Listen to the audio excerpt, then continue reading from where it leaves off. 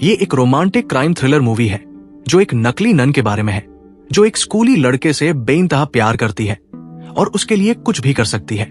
Movie की शुरुआत Jason Brady से होती है जो एक युवा है और अपने कमरे में गिटार बजाता है। स्कूल की छुट्टियों के दौरान जेसन अक्सर अपने YouTube चैनल के लिए वीडियो रिकॉर्ड करता है। छुट्टियों के बाद जेसन और उसकी बहन जो एक कैथोलिक बोर्डिंग स्कूल जाते हैं। हेडमास्टर सिस्टर रेबेका उनके आने पर उनका स्वागत करती है।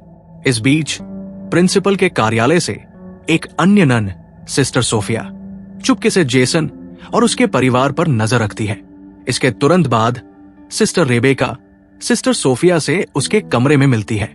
वो सोफिया को स्कूल के सख्त नियमों की याद दिलाती है जिसमें मेकअप पहनने पर प्रतिबंध भी शामिल है। रेबेका उसे एक टिश्यू देती है और उसे तुरंत मेकअप हटाने के लिए कहती है। एक संक्षिप्त आदान प्रदान के बाद रेबेका सोफिया को स्कूल के दौरे पर ले जाती है। दौरे के दौरान सोफिया जेसन से मिलती है और उसे पता चलता है कि वो उसकी क्लास टीचर होगी। बाद में रेबेका सोफिया को उसका कमरा दिखाती है। अकेले सोफिया अपने लैपटॉप पर जेसन का एक संगीत वीडियो देखती है। जैसे ही वो देखती है वो स्क्रीन को चूमना शुरू कर देती है जिससे पता चलता है कि वो पहले से ही जेसन को जानती है और एक भयावह योजना के साथ स्कूल आई है। आगे बढ़ने से पहले कृपया इस वीडियो को लाइक करें और हमारे चैनल को सब्सक्राइब करें। इससे हमें आपकी पसंदीदा मूवी रिकैप लाने में मदद मिलेगी। सिस्टर सोफिया स्कूल के छात्रावास में घुस जाती है और जेसन को गिटार बजाते हुए गाते हुए सुनती है। वो उसे अपना बनाने की योजना बनाती है। अगले दिन कक्षा में सारा एक सुंदर और लोकप्रिय छात्रा जेसन के पास जाती है। सारा के पिता नियमित रूप से स्कूल को दान देते हैं और कैथोलिक शैक्षिक फाउंडेशन पर उनका महत्वपूर्ण प्रभाव है। सिस्टर सोफिया कक्षा में प्रवेश करती है और जब वो सारा और जेसन को करीब से बात करते हुए देखती है तो उसे जलन होती है। वो डराने वाले लहजे में सारा को डांटती है। बाद में जेसन और सारा स्कूल के मैदान में बातें करते हैं जहां सारा जेसन से सिस्टर सोफिया के कष्टप्रद व्यवहार के बारे में शिकायत करती है। जेसन चुप रहता है लेकिन जैसे ही सारा और जेसन चुंबन करते हैं सिस्टर सोफिया अचानक प्रकट होती है। उसका चेहरा गुस्से से भरा होता है। वो जेसन को कक्षा में वापस जाने का आदेश देती है और सारा को उससे दूर रहने की चेतावनी देती है। बाद में वो जेसन को स्कूल के बाद अपने कमरे में आने के लिए कहती है। जेसन पहले तो हिचकिचाता है क्योंकि उसे पता है कि लड़कों को लड़कियों के कमरे में जाने की अनुमति नहीं है, खासकर नन के कमरे में। हालांकि स्कूल के बाद वो सिस्टर सोफिया के कमरे में जाता है। वह दरवाजा थोड़ा खुला हुआ देखता है और अंदर झांकता है। उसे आश्चर्य होता है कि वो सिस्टर सोफिया को नन की आदत के बजाय एक चमकदार लाल रंग की छोटी ड्रेस पहने हुए देखता है। वो उसकी उपस्थिति से अनजान लगती है लेकिन उसकी हरकतें जानबूझकर की गई लगती है। जेसन जल्दी से वहां से चला जाता है। उसे डर है कि वो उसे देखते हुए पकड़ सकती है। उस रात जब जेसन सोने की कोशिश करता है तो वो सिस्टर सोफिया के बारे में सोचना बंद नहीं कर पाता। उसकी छवि उसके दिमाग में घूमती रहती है और वो उसके साथ होने की कल्पना करता है। निषिद्ध सुख की कल्पनाओं में खो जाता है। एक रात सिस्टर सोफिया लड़कियों के छात्रावास में घुस जाती है। जब सभी सो रहे होते हैं वो सारा के कमरे में प्रवेश करती है और अपनी किताबों में ड्रग्स छिपाती है। सारा को फंसाने और उसे बाहर निकलवाने का इरादा रखती है। सिस्टर रेबेका अप्रत्याशित रूप से उसे ऐसा करते हुए पकड़ लेती है। सोफिया का दावा है कि वो छात्रावास की सुरक्षा की जांच कर रही थी। आगे कोई सवाल किए बिना सिस्टर रेबेका वहां से चली जाती है। अगले दिन कक्षा के दौरान सिस्टर सोफिया छात्रों से अपनी पाठ्य पुस्तकें खोलने के लिए कहती है। जब सारा अपना डिब्बा खोलती है तो उसे सिगरेट का एक रोल मिलता है। ये देखकर सारा और उसके सहपाठियों को झटका लगता है और सिस्टर सोफिया सहित सभी का ध्यान इस ओर जाता है।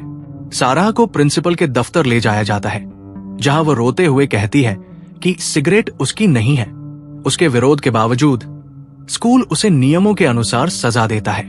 उसे निलंबित कर दिया जाता है और कुछ समय के लिए स्कूल छोड़ना पड़ता है। इसके बाद स्कूल गहन निरीक्षण करता है। जेसन के कमरे में उन्हें शराब की एक बोतल मिलती है।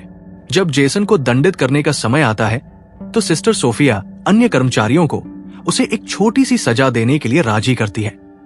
सप्ताहांत में स्कूल की सफाई में मदद करना। वो सुनिश्चित करती है कि वो उस सप्ताहांत स्कूल में रहे। बाद में एक फ्लैशबैक में जेसन के प्रति सोफिया के जुनून का पता चलता है। उसने एक बार सोशल मीडिया पर उसका संगीत वीडियो देखा था और वो उस पर मोहित हो गई थी। उसने उसके बारे में बहुत खोजबीन की और पाया कि जेसन के स्कूल में हाल ही में सोफिया नाम की एक नन को काम पर रखा गया था। सोफिया ने उसका पता लगाया, उसे मार डाला और जेसन के करीब आने के लिए उसकी पहचान बना ली। इससे पता चलता है कि सिस्टर सोफिया उसकी असली पहचान नहीं है। अगले दिन जेसन और जो सप्ताहांत के लिए सफाई करने के लिए स्कूल लौटते हैं। सफाई के दौरान सोफिया जेसन की मदद करती है और उसे मनाने की कोशिश करती है। उस रात जब जेसन अपने कमरे में सो रहा था, सोफिया चुपचाप अंदर आती है, अपने फोन पर रिकॉर्डिंग शुरू करती है और उसे पास में रख देती है। जेसन को कमरे में किसी के होने का आभास होता है। वो जाग जाता है और सिस्टर सोफिया को देखकर चौंक जाता है। वो उसके पास जाती है और उसे प्यार करने के लिए मनाती है। जेसन इसे पाप बताते हुए मना कर देता है, लेकिन सोफिया उसे अनदेखा कर देती है। वो अपना दुपट्टा और कपड़े उतार देती है, जिससे जेसन को लालच आता है। आखिरकार वो मान जाता है और वे अंतरंग हो जाते हैं।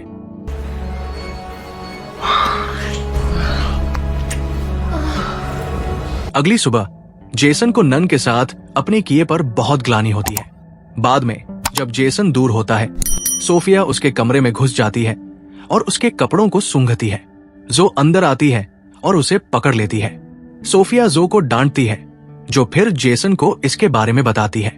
क्रोधित होकर सोफिया ने जो को एक टेस्ट में कम अंक देकर बदला लिया। स्कूल के बाद जेसन ने अपने किए को कबूल करने का फैसला किया। हालांकि उसे पता चलता है कि पादरी नहीं बल्कि सिस्टर सोफिया कन्फेशनल में है। वो बूथ में प्रवेश करती है, उसकी गोद में बैठती है और वे फिर से अंतरंग हो जाते हैं। जेसन आखिरकार सप्ताहांत के लिए घर लौटता है। रात के खाने के दौरान जेसन के पिता उसे उसके खराब ग्रेड के लिए डांटते हैं। जब जेसन गायक बनने के अपने सपने को व्यक्त करता है तो बहस बढ़ जाती है और जेसन एक पार्टी में भाग लेने के लिए मेज छोड़ देता है। पार्टी में सारा जेसन को चूमती है, लेकिन वो सोफिया को याद करके खुद को दूर खींच लेता है और चला जाता है। बाहर निकलते समय वो शराब की बोतल ले जाता है। एक पुलिसकर्मी उसे रोकता है, लेकिन सोफिया बीच में आकर स्थिति को सुलझाती है। सोफिया जेसन को एक होटल में ले जाती है और उसे फिर से बहकाने की कोशिश करती है। जेसन उसे बताता है कि वे कुछ गलत कर रहे हैं। सोफिया कबूल करती है कि वो हमेशा उसके साथ रहना चाहती है और कहती है कि उसके पास इतना पैसा है कि वे दोनों खुशी खुशी साथ रह सके। जेसन असहज महसूस करता है और गुस्से में सोफिया को डांटता है। कहता है कि वो उसके साथ नहीं रहना चाहता, फिर चला जाता है। वो सड़क के किनारे बैठता है। तभी उसके पिता उसके पास आते हैं और उसे अपने संगीत करियर पर ध्यान केंद्रित करने के लिए प्रोत्साहित करते हैं। अगले दिन जेसन अपने छात्रावास में लौटता है और सोफिया को अपने बिस्तर पर बेहोश पाता है। जेसन घबरा जाता है। उसे लगता है कि सोफिया ने ड्रग्स का ओवरडोज ले लिया है, क्योंकि टेबल पर ड्रग्स बिखरी हुई है। उसकी हालत की जांच करते समय सोफिया अचानक जाग जाती है और बताती है कि ये उसका ध्यान और सहानुभूति पाने के लिए एक शरारत थी। निराश होकर जेसन उसे पुजारी और प्रिंसिपल को रिपोर्ट करने की धमकी देता है, लेकिन सोफिया उनके घोटाले को उजागर करने की धमकी देकर जवाब देती है। जेसन चुप रहता है। अपने पिता और दूसरों को स्कूल में अपने कार्यों के बारे में जानने के लिए तैयार नहीं है। बाद में कक्षा के दौरान सिस्टर रेबेका बीच में आकर घोषणा करती है कि सारा का निलंबन समाप्त हो गया है। सारा फिर से कक्षा में शामिल हो जाती है और जेसन के साथ उसका रिश्ता फिर से घनिष्ठ हो जाता है। वे प्यार से एक साथ समय बिताते हैं, जिससे सोफिया की ईर्ष्या और गुस्सा भड़क उठता है। सारा से छुटकारा पाने के लिए दृढ़ संकल्पित सोफिया शाम को लड़कियों के छात्रावास में घुस जाती है और सारा को शॉवर में पाती है। उसने सुनिश्चित किया कि कोई उसे पकड़ न सके। फिर उसने सारा के सिर को बाथरूम की दीवार पर बार बार पटका, जब तक कि सारा बुरी तरह से मर नहीं गई। बाद में उसने सारा की मौत को एक दुर्घटना के रूप में छिपाया और निर्दोष होने का नाटक करते हुए अपने कमरे में वापस आ गई। कुछ ही समय बाद जो ने सारा को खून से लथपथ मुंह के बल लेटा हुआ पाया और मदद के लिए पुकारा। अधिकारियों ने सारा के शव को पोस्टमार्टम के लिए अस्पताल ले गए। पुलिस और छात्रावास के निवासियों का मानना था कि सारा की मौत बाथरूम में गिरने से हुई थी। छात्रावास के निवासी चर्च में एकत्र हुए, उदास दिख रहे थे। केवल सोफिया ने इसे छिपाने से पहले थोड़ी खुशी दिखाई। प्रार्थना के बाद जेसन ने सोफिया से सामना किया और सारा की मौत का कारण बनने का आरोप लगाया। हालांकि वो सही था, सोफिया को डर नहीं लगा।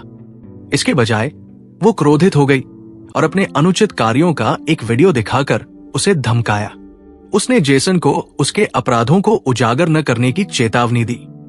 सप्ताहांत में जेसन और जो अपने माता पिता के साथ चले गए। इस बीच सोफिया ने जेसन से संपर्क करने की योजना बनाई, जबकि वो अपने परिवार के साथ था। उसने सिस्टर रेबेका से अपनी चाची के अंतिम संस्कार में शामिल होने की अनुमति मांगी। एक रेस्तरां में जेसन और जो अपने माता पिता के साथ भोजन कर रहे थे जब सोफिया अप्रत्याशित रूप से प्रकट हुई। श्री और श्रीमती ब्रैडी ने उनका गर्मजोशी से स्वागत किया और जेसन के पिता ने उन्हें उनके साथ शामिल होने के लिए आमंत्रित भी किया।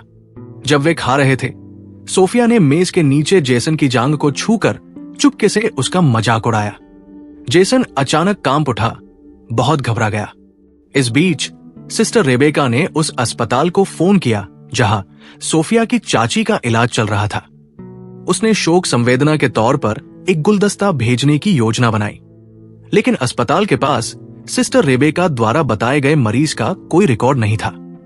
संदेहास्पद वो मानने लगी कि सिस्टर सोफिया ने उससे झूठ बोला था।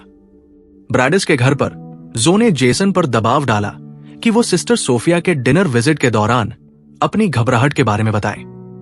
जेसन ने आखिरकार कबूल किया कि उसने सिस्टर सोफिया के साथ एक गंभीर पाप किया है।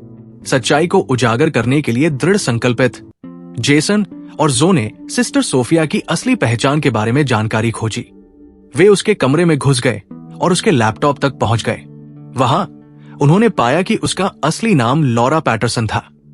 लॉरा ने जेसन के स्कूल में घुसपैठ करने और उसके करीब आने के लिए असली सिस्टर सोफिया को खत्म कर दिया था। इस बीच सिस्टर रेबेका ने सोफिया को अपने कार्यालय में बुलाया। उसने सोफिया के सामने उसके झूठ के सबूत पेश किए और उसे पुजारी को रिपोर्ट करने की धमकी दी। जैसे ही सिस्टर रेबेका जाने के लिए दरवाजे की ओर बढ़ी, सोफिया ने उसके सिर पर वार किया, जिससे वो बेहोश हो गई। जेसन और जो सिस्टर सोफिया की असली पहचान के बारे में अपनी खोज की रिपोर्ट करने के लिए तैयार थे। वे सिस्टर रेबेका के दफ्तर गए।